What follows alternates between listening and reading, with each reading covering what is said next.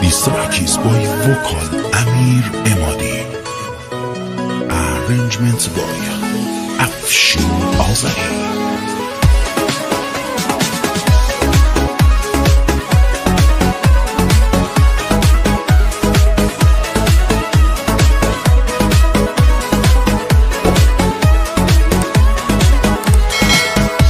چند روزه با هم کاری نداری، منم و این دل حالی به حالی. خودم از خودم ای دارم میپرسم که تو منو دوستم داری نداری.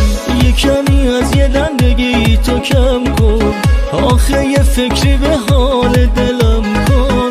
تا که میام بگم کجای عشقم، بهم میگی بابا برو دلم کن. دلم اگه خسته از کار توه یا اگه شکست از کار توه، دل بیقرارم دار و ندارم، آخه بی انصاف مال توه.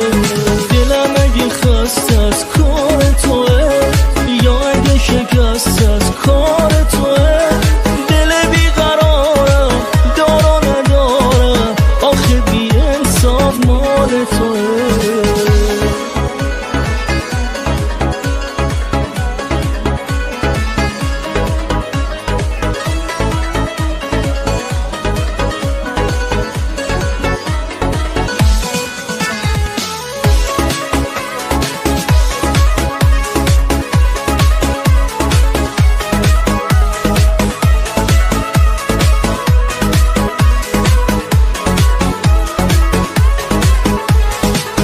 نمیدونی چقدر حالم عجیبه، چشات یه لحظه از یادم نمیره. یه وقتایی که سرگرمم به کاری، یه هایی بی هوا گریم میگیره. غرورم خوبه ولی تا یه حدی، یعنی چی یه هایی گذاشتی رفتی.